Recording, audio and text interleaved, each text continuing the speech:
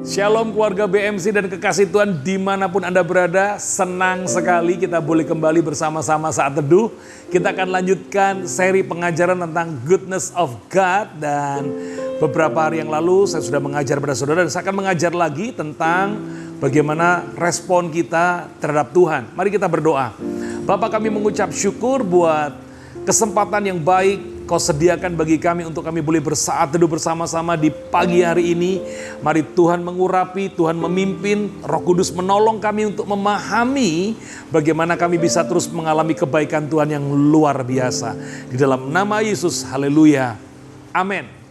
Kekasih Tuhan, ada banyak orang, ada banyak teman datang kepada saya. Pus, kenapa ya?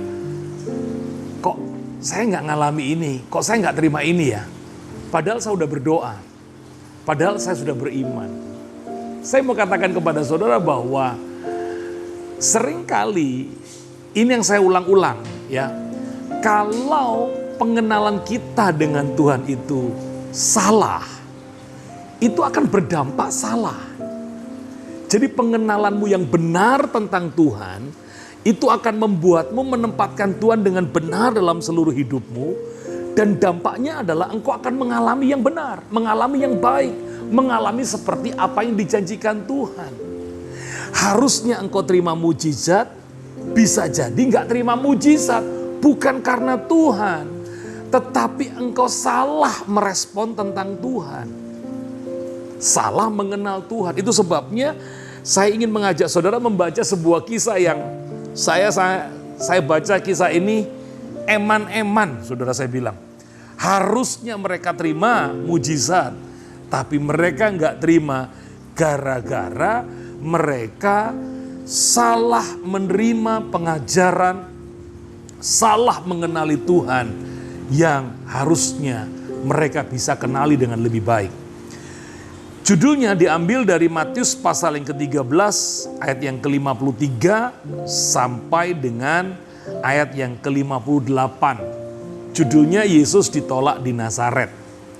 Setelah Yesus selesai menceritakan perumpamaan-perumpamaan itu, ia pun pergi dari situ. Setibanya di tempat asalnya, Yesus mengajar orang-orang di situ di rumah ibadat mereka. Maka takjublah mereka dan berkata, dari manakah diperolehnya hikmat itu dan kuasa untuk mengadakan mujizat itu? Anda lihat bagaimana mereka takjub. Mereka yang mendengar tentang Yesus, lalu kemudian Yesus hadir di kota mereka, di Nazaret. Dan mereka masih takjub loh saudara. Masih takjub. Masih kagum. Dan saya percaya dalam kekaguman itu mereka mendambakan terjadi sesuatu lewat pelayanan Yesus. Tetapi lihat kemudian ayat yang ke-55. Bukankah ia ini anak tukang kayu? Bukankah ibunya bernama Maria dan saudara-saudaranya Yakobus, Yusuf, Simon, dan Yudas? Dan bukankah saudara-saudaranya perempuan semuanya ada bersama kita? Jadi dari mana diperolehnya semuanya itu? Perhatikan ayat 57. Lalu mereka kecewa dan menolak dia. Maka Yesus berkata kepada mereka, seorang nabi dihormati di mana-mana kecuali di tempat asalnya sendiri dan di rumahnya. Dan karena ketidakpercayaan mereka, tidak banyak mujizat diadakannya di situ.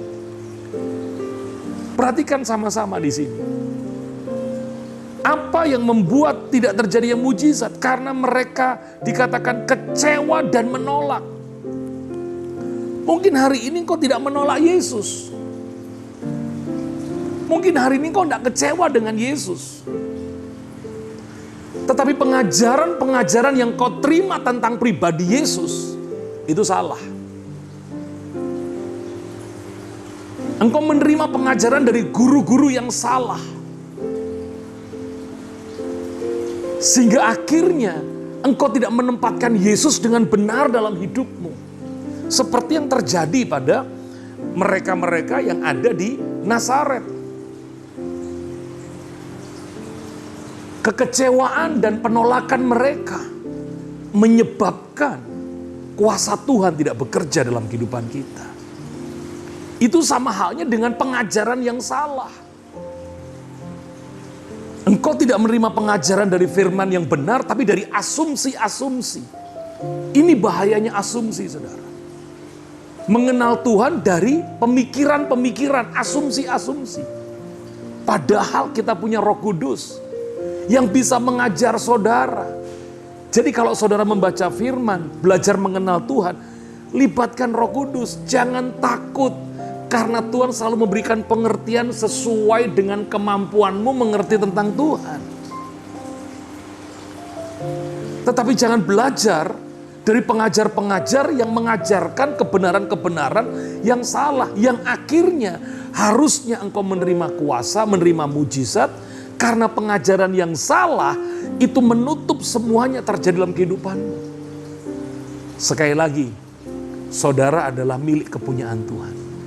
Kepada milik kepunyaannya lah Tuhan akan melepaskan semua yang baik. Segala yang dia punya, dia berikan kepada saudara. Itu sebabnya mari sama-sama kenali Tuhan dengan benar. Karena pengenalanmu yang benar tentang Tuhan dari firman Allah yang hidup ini menolongmu untuk bisa mengalami yang baik daripada Tuhan. Saya berdoa bulan ini selama kau belajar tentang goodness of God, pengenalanmu dengan Tuhan makin benar, makin tepat seperti yang firman Tuhan tuliskan. Tujuannya cuma satu, supaya engkau tidak kehilangan kebaikan Tuhan yang harusnya engkau terima. Tuhan memberkati. Mari kita berdoa. Bapa, kami mengucap syukur buat kebenaran firman. Kami tidak mau menjadi seperti orang-orang yang di Nazaret, yang menjadi kecewa dan menolak karena salah mengenali Engkau. Salah menempatkan Engkau Tuhan dalam kehidupan kami. Karena salah pengajaran. Itu sebabnya kami mau belajar terus. Roh Kudus tuntun kami untuk mengenali pribadi Tuhan Yesus dengan benar dalam hidup kami. Supaya kami tidak kehilangan segala yang baik daripada Tuhan. Yang Tuhan sudah sediakan setiap hari bagi kami. Angkatlah tanganmu keluarga BMC dikasih Tuhan. Terimalah berkat yang telah Bapa curahkan sejak daripada Abraham, Ishak sampai Israel mengalir dalam hidupmu hari ini. Bahkan sampai selama-lamanya. Dalam nama Yesus yang percaya diberkati Tuhan berkata, amin. Tuhan memberkati kekasih Tuhan dan keluarga BMC. Jangan lupa selalu pakai masker, cuci tangan, jaga jarak. Dan Tuhan memberkati kita semua. Amin.